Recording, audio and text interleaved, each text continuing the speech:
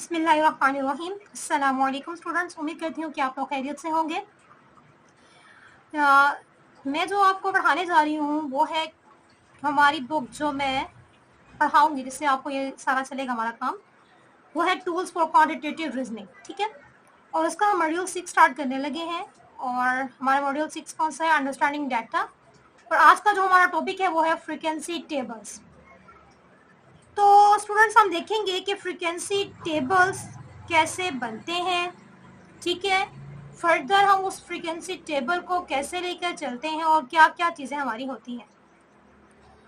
तो हम स्टार्ट करते हैं अपने फर्स्ट टॉपिक से, जो कि हमारा फर्स्ट टॉपिक है फ्रीक्वेंसी टेबल्स। फ्रीक्वेंसी टेबल्स क्या होते हैं? फ्रीक्वेंसी टेबल्स में हम देखते हैं कि हमारे पास जो डाटा गिवन होता है उसमें अब हमने कोई डाटा कलेक्ट किया है। हो सकता है कि उस डाटे में कोई एक या दो चीजें ऐसी हो जो बार बार रिपीट हो रही हो, ठीक है। अब हमने ये देखना है कि वो चीज कितनी दफा रिपीट हुई है।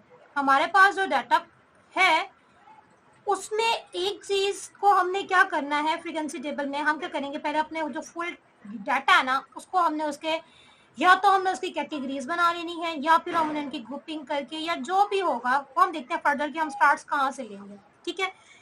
अब हमारे पास जो हम बुक देख रहे हैं उसमें हमने हमारे पास जो एग्जाम्पल है वो ये है कि एक टीचर ने एक लिस्ट बनानी है जिसमें ग्रेड्स की वो लिस्ट होगी और वो 25 स्टूडेंट्स की ग्रेड की लिस्ट है, ठीक है। अब उसमें ग्रेड्स क्या है? ABCDF, ठीक है। हमने क्या करना है, इसका अब फ्रीक्वेंसी टेबल बनाना है। अब फ्रीक्वेंसी टेबल में हमारे पास दो चीजें होती हैं।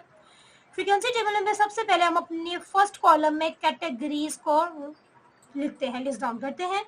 सेकंड जो होता है सेकंड कॉलम, उसमें हम फ्रीक्वेंसी को लिस्ट डाउन करते हैं कि मतलब ये जो फर्स्ट कॉलम में जो हमने कैटेगरीज लिखी है वो कैटेगरीज कितनी दफा हमारे डाटा में अपेयर हुई है, ठीक है।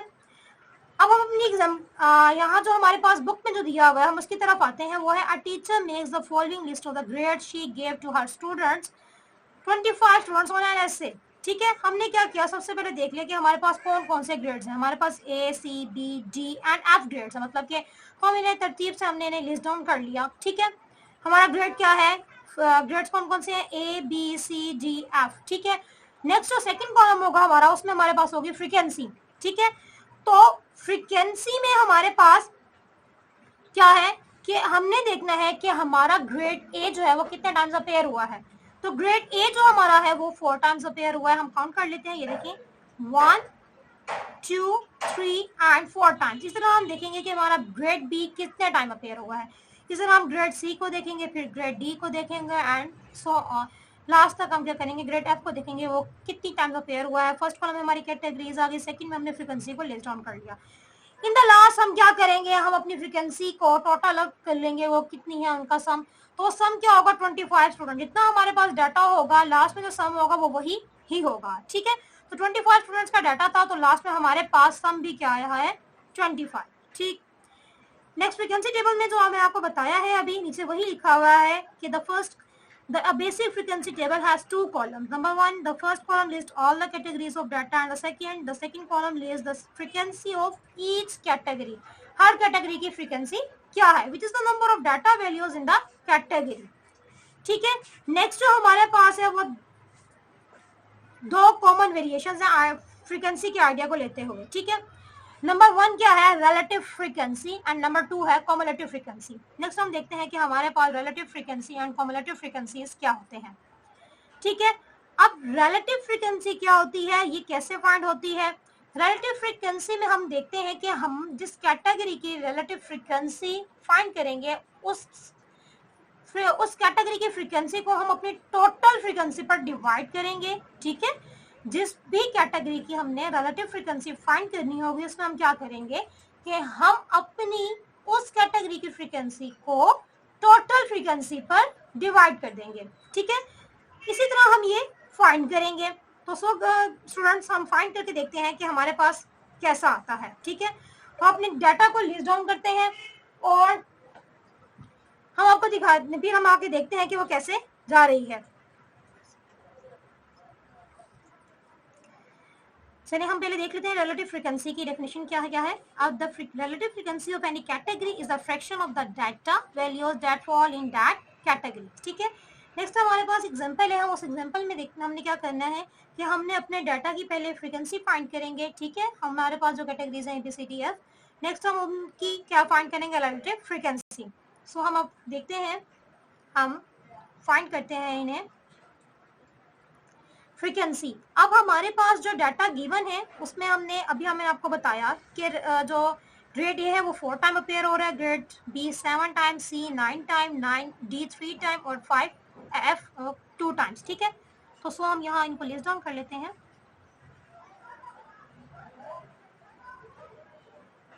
इनका सम क्या है 25। नेक्स्ट हम क्या करते हैं, हम रिलेटिव फ्रीक्वेंसीज फाइंड करते हैं। रिलेटिव फ्रीक्वेंसी जैसे मैंने आपको बताया कि क्या होती है, frequency in category divided by total frequency. तो हम इसको फाइंड करते हैं, वो हो जाएगा 4 by 25, 7 by 25, 9 by 25, 3 by 25, 2 by 25। ठीक है, जब हम इनका सम करेंगे तो ये आ जाएगा 1। एक और बात आपको बताती चलूं कि रिलेटिव फ्रीक्वेंसी जो होती है किसी भी कैटेगरी की, ये हमें वो क्या बताती है, वो हमें उस कैटेगरी की प्रोपोर्शन बताती है पूरे डाटा में। ठीक है, अब हम क्या करते हैं, हम अपनी रिलेटिव फ्रीक्वेंसी को क्या करते हैं, हम अपनी रिलेटिव फ्रीक्वेंसी को इसको परसेंटेज में लिखते हैं कि कैसे है। हम इससे पता ये लग जाएगा कि 100% जो डाटा हमारा है उसमें से इस कैटेगरी की कितनी, मतलब कि कितनी परसेंटेज है। ठीक है, सो अब हमने क्या करना है, आपको पता होना चाहिए कि परसेंटेज कैसे फाइंड होती है किसी भी नंबर की। हम क्या करते हैं कि उस नंबर को 100 से मल्टीप्लाई कर लेते हैं। ठीक है, तो हम इसको जब 100 से मल्टीप्लाई करेंगे तो हम हमारे इसके साथ परसेंटेज फाइंड हो जाएगी। तो हम जब इसको आप इसे कैलकुलेटर पे कर सकते हैं इजीली। ठीक है, तो ये हमारे पास जो आंसर आएगा वो आएगा 16%। ठीक है, मतलब ये कैटेगरी 16% अपेयर कर रही है। सो नेक्स्ट जो कर रही है वो कर रही है 28%,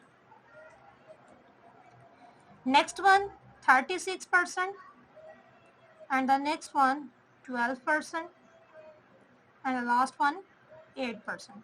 ठीक है, और जब हम इन सब परसेंटेजेस को एड अप करेंगे तो ये बन जाएगा 100%। ठीक, तो ये हो गया हमारा, हमने क्या फाइंड करके दिखाया आपको, रिलेटिव फ्रीक्वेंसी। मैंने आपसे कहा था कि फ्रीक्वेंसी टेबल्स की 2 वेरिएशंस हैं। एक होगी तो रिलेटिव फ्रीक्वेंसी, जो कि मैंने आपको अभी बता दिया कि वो कैसे फाइंड होती है, frequency in category divided by total frequency. Next जो हमारे पास कैटेगरी है, वेरिएशन है फ्रीक्वेंसी टेबल्स की, वो है क्युमुलेटिव फ्रीक्वेंसी।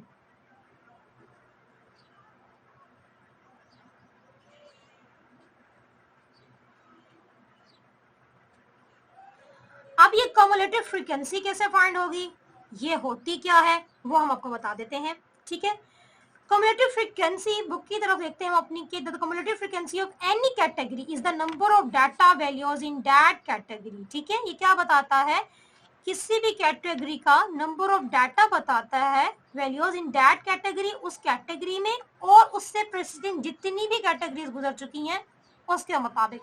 मतलब कि हम इस कैटेगरी तक पहुंचे हैं तो हमारे पास कितना डाटा हमारा कलेक्ट हो चुका है।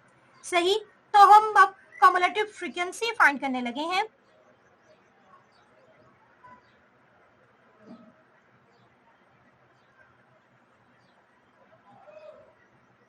ठीक है, अभी कैसे होगी फाइंड, सबसे पहले जो क्युमुलेटिव फ्रीक्वेंसी होगी वो एज इट इज वही होगी, फर्स्ट कैटेगरी की जो फ्रीक्वेंसी है वो वही ही क्युमुलेटिव फ्रीक्वेंसी होगी उसकी। ठीक है,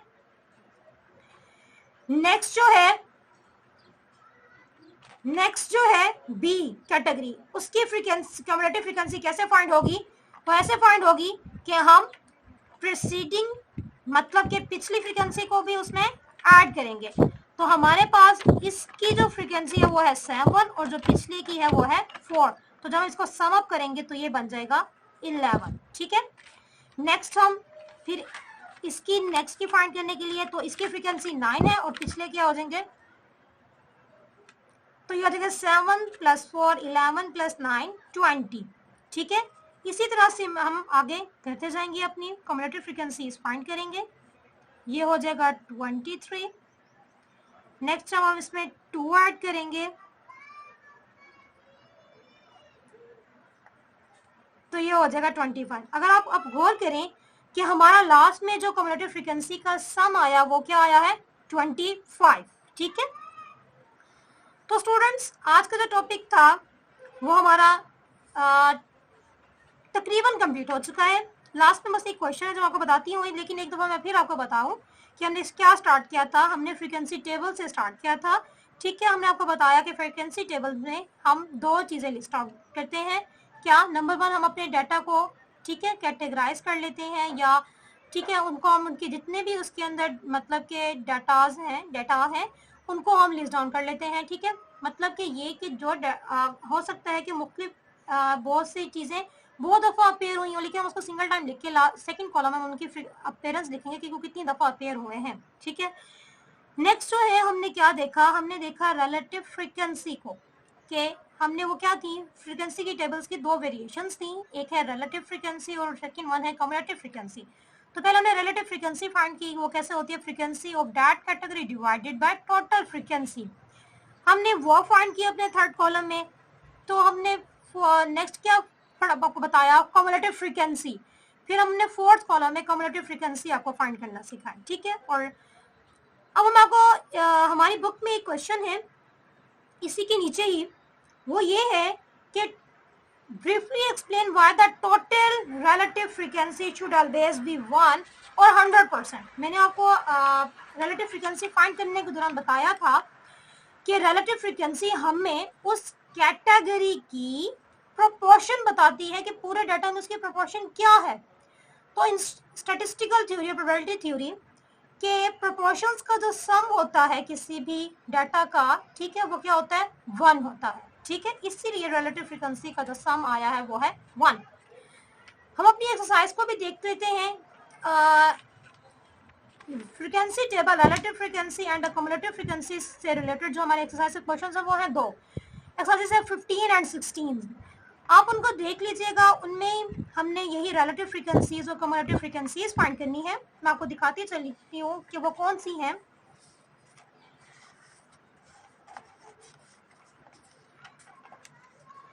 अगर आपको मैं आपको उनका थोड़ा सा व्यू दे देती हूँ, लेकिन अगर आपको फिर भी समझ ना आए तो आप मुझसे पूछ सकते हैं और मैं इंशाल्लाह आपको नेक्स्ट वीडियो में ज़रूर बता दूंगी। ठीक है, हमारे पास जो क्वेश्चन नंबर 15 है वो ये है कि हमने इनमें relative frequency and cumulative frequencies find करनी है। ठीक है, 20 स्टूडेंट्स हैं और उनके हमारे पास ग्रेड्स गिवन है। ठीक है, हम इसी तरह से हमने किया है, हम वैसे ही इसे करेंगे। ठीक है, अगर आपसे ना हो तो आप मुझे बता सकते हैं, कमेंट में बता सकते हैं और मैं आपको हेल्प आउट कर दूंगी। ठीक है, हमारे पास जो नेक्स्ट है उसमें भी यही है। हमारे पास एक क्या है एक्सरसाइज ये है कि a website that reviews recent movies list 5 star films, 10 5-star films, 23 star films, 15 2-star films and 5 1-star films। ठीक है, 5 स्टार फिल्म्स का मतलब ये होगा कि ये हाईएस्ट रेटिंग होगी कि ये फिल्म काफ़ी ज़बरदस्त गई है। ठीक है, उसमें हमने रेटिंग को देखना है। तो इसी तरह हम क्या करेंगे, 16 एग्जाम्पल में सिर्फ हमने फ्रीक्वेंसी ठीक है फाइंड की है। हम इसकी रिलेटिव फ्रीक्वेंसी और कम्युलेटिव फ्रीक्वेंसीज भी फाइंड कर सकते हैं। आप कोशिश कीजिएगा, उम्मीद करती हूँ कि आपसे हो जाएगा। आप अपना पूरी कोशिश कीजिए। अगर फिर भी आपको कुछ समझ ना आए तो मैं आपको बता सकती हूँ, आप मुझे कमेंट में क्वेश्चन कर सकते हैं। Thank you so much students. अगर कोई क्वेश्चन हो तो आप मुझसे पूछ सकते हैं। अल्लाह हाफिज़।